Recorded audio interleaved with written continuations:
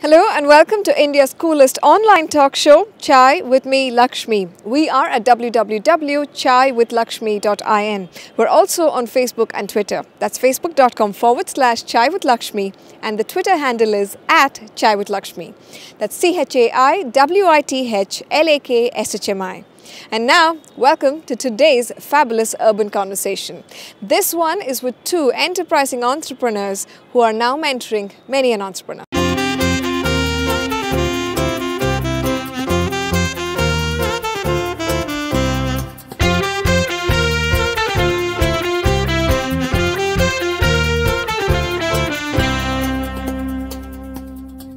Balaji Pasumarthy and Prabhakar Vallivatti are co-founders and mentors at Mentor Square. They are seasoned entrepreneurs who have come together with other entrepreneurs from various sectors to offer great tools and insights to hundreds of Indian startups. They help startups identify the big business idea and tackle growth challenges. What would your advice be to someone looking to start up on how to analyze and judge the worthiness of an idea? One of the things is when you have an idea, you're very excited about it, right? And that's important. If you're not excited about the idea, don't even attempt.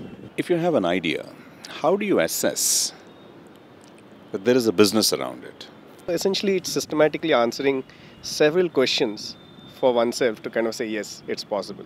Is there a big enough opportunity there? Right? So that is one question that needs to be addressed, right? The opportunity might be there, but is the opportunity for the individual? And the third question could be, okay, fine, it might be something that you could do and the opportunity is big enough, but is there a sustainable business model that you can build around it? The way I usually look at an entrepreneurial idea when it's either presented to me or when maybe I sit and generate an idea, I ask one question. What problem is this solving? It may be a latent problem which has not surfaced, or it may be a very visible problem. So if they can answer that question with the fidelity it deserves and start looking at what Balaji said about the opportunity, the size of the opportunity, whether an entrepreneur has the wherewithal in terms of skills, etc., to address that, that's a great starting point. You know, I do often find that individuals, entrepreneurs, are more than willing to depend on the knowledge that they already have and less willing to seek information from outside, seek mentoring, seek support.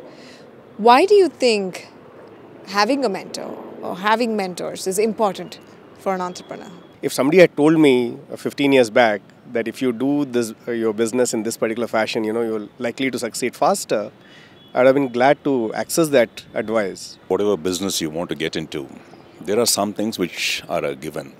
One is there's going to be a lot of friction. This is not going to be a smooth sail from point A to point B. Number two, you're plagued by a lot of self-doubts. Things are not going to be hunky-dory all the time. Whoever you are, whatever business you're in, you need breaks. Now, breaks can come in the form of somebody helping you think about something in the right way. So you have an aha moment, I never thought about it kind of moment. Breaks can come in the form of being presented in front of a potential customer who can help shape your idea much better than you could do it yourself. And remember, this is a potential customer, so he's probably talking about some pain he has felt with the existing alternatives. Breaks can come in the form of somebody providing you access to some sources of capital, low-grade capital, not institutional funding.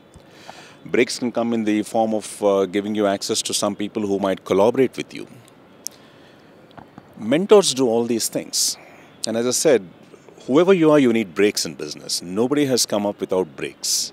So this is a story of William Shakespeare. So when he was in school, 450 years ago, so his teacher asked the students to all write a play.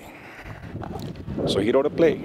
So the teacher was asking each one of them to stand up and talk about the play, what the title of the play and what the play is all about. So William, what's your play?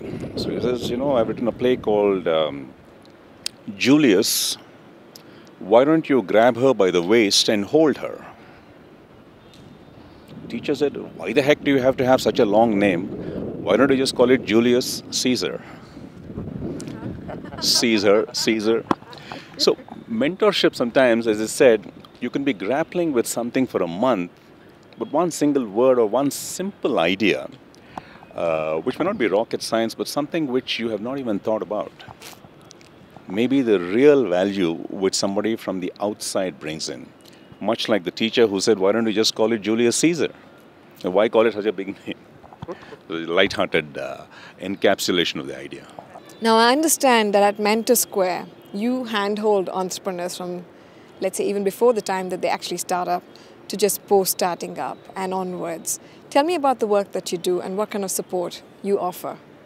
See, advice, if you go and ask somebody advice, you might actually get it very, very easily.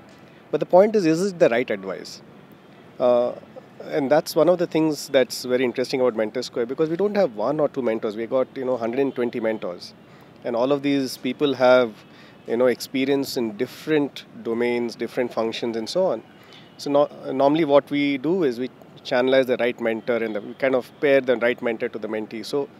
So that's really the value which comes from a platform like Mentor Square or a community like Mentor Square. So we really look at two ways, by which we help entrepreneurs. One is the whole thing of how do you do something? How do you, evaluate, or how do you assess the attractiveness of an idea? Having assessed the attractiveness of an idea, how do you go about and set up a business now? How do you go and get your first few customers? How do you build a team? It's all about how do you do certain things which are essentially the bricks, the foundation which you lay to build a business. So that's one set of assistance we provide through a series of innovative products we have designed. After having reached a certain stage in their entrepreneurship, they may be 3 years old or 5 years old, and they may have reached a certain stable level of revenues and customers. Now, how do you make a step function change from here to there, which involves answering some questions about, strategy, as well as questions about the adequacy of capital for that strategy and the adequacy of the kind of people you have to execute on that strategy. That takes a little longer time because it's about evaluating what opportunities you have to make that step function change from here to there, and what is the best opportunity I should pursue. One thing to add is, especially for small businesses, affordability is always a question. How can I can't afford expert time.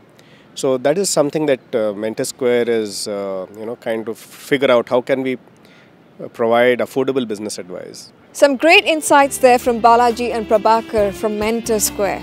If you're looking to start up, I'm sure you found this extremely useful. I did, just 1.5 years into starting up this show. I'll see you on the next episode because it's time now to go find my mentors.